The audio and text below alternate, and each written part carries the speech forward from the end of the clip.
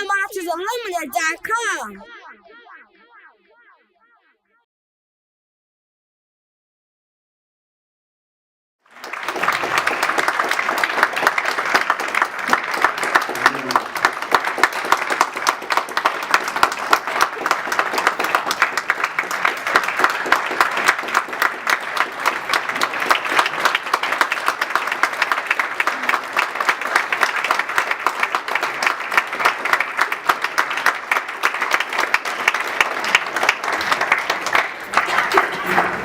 For those of you who don't know me, my name is Kenneth Chamberlain Jr.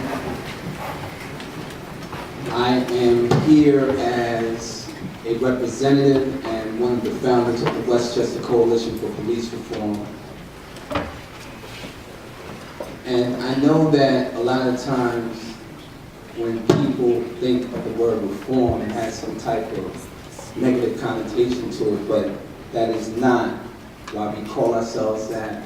We truly believe in affecting positive change in the community, and we truly want to work with law enforcement and working through that. But I'm up here in front of you right now because the individuals you see to my left, I want them to all be acknowledged. I'm going to tell you who they are, the families that they represent, and I'm going to ask that when I call your name, I ask that you stand, be acknowledged, and then you can have a seat and I'll call the next family. Yusef Salam. Yusef Salam, Central Park 5. Wrongly charged and convicted in April of 1989. Years later, exonerated, but I say exonerated but not free, because he has to live with that for the rest of his life. Thank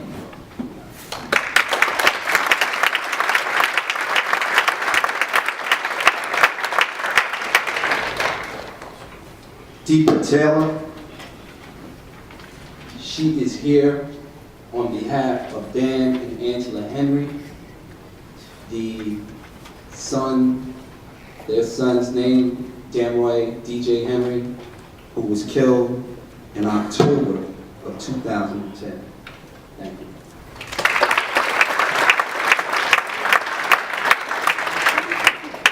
Michael Hannon, police officer Michael Hannon,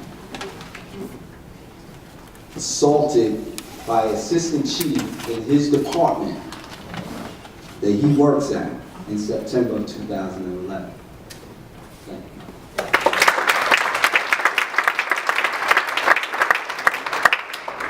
you. Constance Malcolm. She is the mother of Ramali Graham, shot and killed February 2012. Thank you.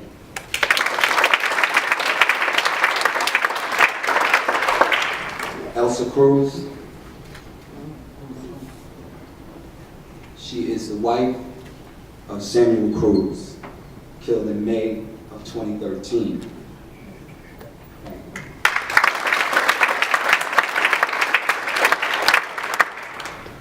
And I have Gregory and Rod Corflight, but they have other members with them as well. I ask that all of them stand, including you, Pastor. They are here representing Anthony Smith, who is currently in the hospital, shot multiple times last month and this year. Thank you.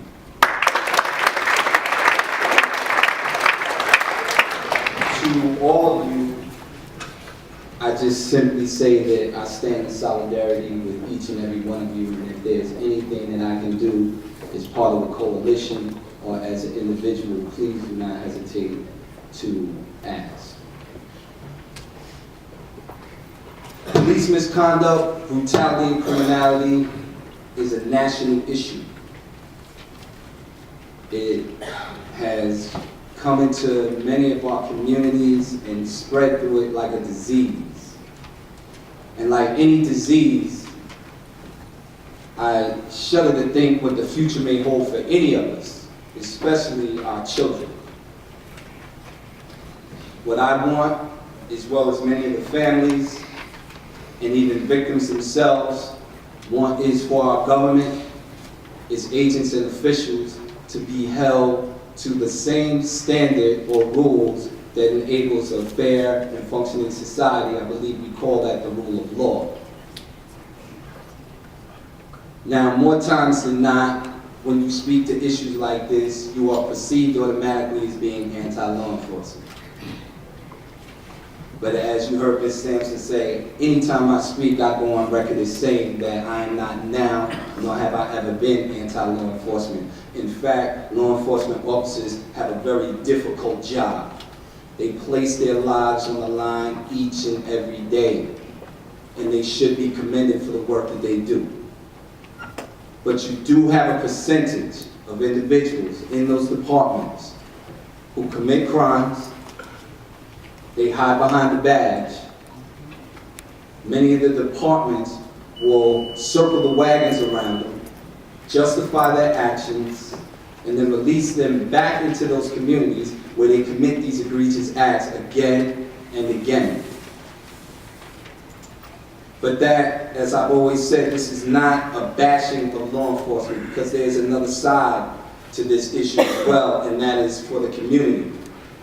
We cannot expect or attempt to hold law enforcement or even our elected officials accountable if we do not hold ourselves accountable.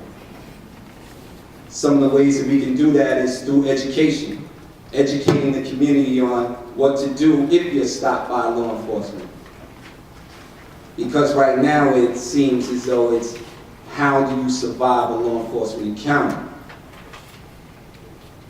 We also hold ourselves accountable by exercising our right to vote. Putting individuals in office who are for all the people, not some of the people. And of course, we do that by working with law enforcement and policing our own communities. Because who knows our communities better than we do? We know who the troublemakers are. I consider myself to be an agent for positive change, and part of that change means to reevaluate and re-examine the issues that we are dealing with that directly affect us. And that is going to take law enforcement, the community, and elected officials working together. And part of working together means that we have to hold those accountable who do not have the best interests at heart of the communities that they either live in or serve, regardless of skin color. So I want to thank the Urban League of Westchester. I want to thank Pace Law School. And I want to thank all of the faith-based and community organizations who have signed on to this initiative, because in my opinion, and it's my belief that in Westchester County it's been a long time coming.